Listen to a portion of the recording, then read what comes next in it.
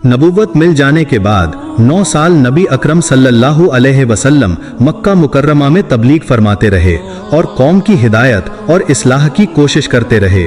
लेकिन थोड़ी सी जमात के सिवा जो मुसलमान हो गई थी और कुछ गिने चुने लोग जो बावजूद मुसलमान न होने के आपकी मदद करते थे, अक्सर कुफ्फारे मक्का आपको और आपके सहाबा रज़ी अल्लाहु अन्हुम को हर तरह की तकलीफें पहुंचाते थे, मजाक उड़ाते थे, तानों के तीर चलाते थे और जो हो सकता था उससे दरगुजर न करते थे।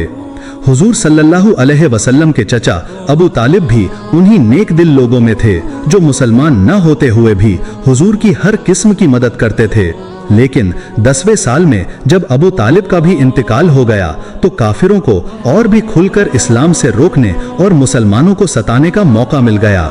हुजूर सल्लल्लाहु अलैहि वसल्लम इस ख्याल से ताइफ तशरीफ ले गए कि वहाँ कबीला सकीफ की बड़ी जमात है, अगर वो कबीला मुसलमान हो जाए तो मुसलमानों को इन तकलीफों से निजात मिले और दीन के फैलने की बुनियाद पड़ जाए। आप वहां पहुंचे, 3 सरदारों से जो बड़े दर्जे के समझे जाते थे गुफ्तगू फरमाई, उन्हें अल्लाह के दीन की तरफ बुलाया, अल्लाह के रसूल यानी खुद अपनी मदद की तरफ मुतवज्जह किया। मगर अफसोस उन लोगों ने न दीन की बात को कबूल किया, न ही अरब की मशहूर मेहमान नवाजी का लिहाज रखा, बल्कि निहायत बेरुखी और बद अखलाकी से पेश आए।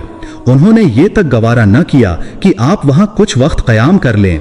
जिन्हें आप शरीफ समझकर बातें करने गए थे उन्हीं में से एक ने कहा, ओहो, आपको ही अल्लाह ने नबी बनाकर भेजा है। दूसरे ने ताना मारा, अल्लाह को तुम्हारे सिवा कोई और नहीं मिला।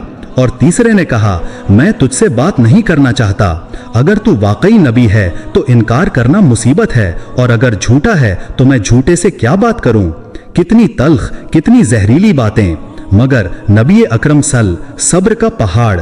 जब आप इनसे बिल्कुल मायूस हो गए और वापस जाने लगे तो उन्होंने शरारती लड़कों को पीछे लगा दिया, मजाक उड़ाया गया, ताली बजाई गई, पत्थर मारे गए, यहाँ तक कि आपके जूते खून से तर हो गए। लहूलुहान नबी अकेले मायूस ताइफ की गलियों से निकल रहे थे। रास्ते में एक जगह रुककर हुजूर सल्लल्लाहु अलैहि वसल्लम ने अपने रब से आसमानी दर्द भरी ये दुआ की, ऐ अल्लाह, तुझी से शिकायत करता हूँ मैं अपनी कमजोरी की, अपनी बेबसी की और लोगों के सामने अपनी जिल्लत की। ऐ अरहमुर राहिमीन, तू ही जुआफा का रब है, तू ही मेरा परवरदिगार है। तू मुझे किसके हवाले कर रहा है?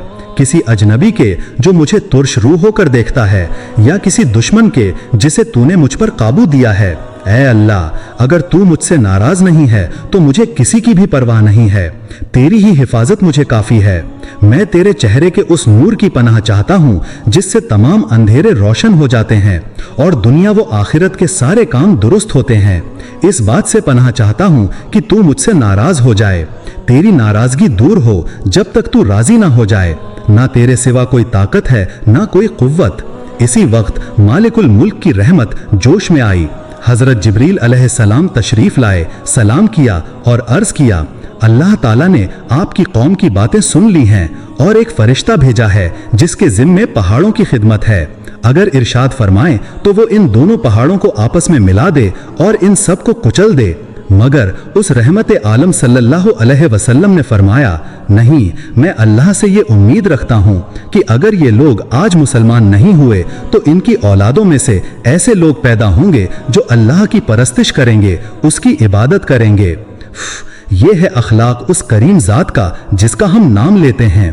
हम जरा सी बात पर भड़क जाते हैं, किसी को गाली दे देना, उसका दिल दुखा देना हमें मामूली बात लगती है।